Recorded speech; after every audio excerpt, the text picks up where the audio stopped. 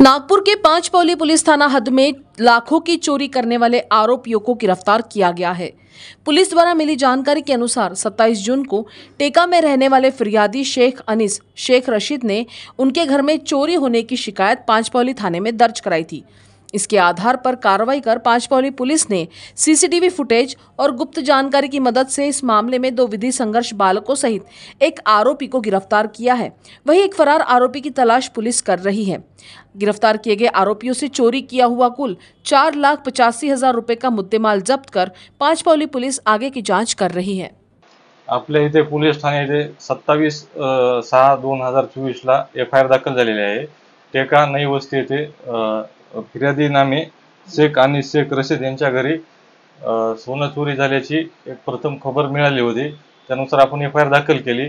FIR दाखल केल्यानंतर स्वतः आम्ही तपास हाती घेतला व तपास सुरू केला। माननीय DCP साहेब, माननीय ACP साहेब व माननीय उपनी साहेब यांच्या मार्गदर्शनाखाली तसे DB प्रमुख सोमवंशी यांच्या मार्गदर्शनाखाली आमची DB जी टीम आहे, DB टीम प्रमुख आहेत ज्ञानेश्वर भोगे व त्यांच्यासोबत जे स्टाफ आहे इम्रान शेख, रोमेश मेनेवार, राहुल चिकटे, गणेश यादव, संतोष शेंद्रे, महेंद्र शेलोकर, निशा राऊत यांच्या मार्गदर्शनाखाली आपण तिथे आजूबाजूचे CCTV फुटेज चेक केले व गुप्त मार्फत माहिती मिळाली की सदर इसम हे इमामवाडा परिसरात वावरत आहेत।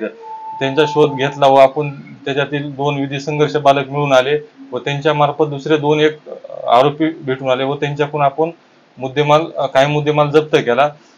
तर त्याच्यात एक आपला आरोपी अजून फरार आहे। सध्या जप्त मुद्देमाल आहे आपल्याकडे 4,85,000। त्यामध्ये 2 बाईक आहेत।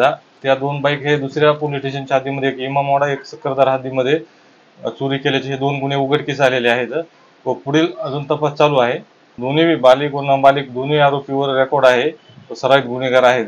आरोपीचे नाव आहे पियुष राजेश शाहू, वय वर्ष 19 वर्षे, राहणार चंदननगर। सुनील शंभू शाहू, वय 48 वर्षे, राहणार बिनाकी, पोलीस ठाणे शांतीनगर। हे 2 आरोपी सध्या PCR मध्ये आहेत आपले।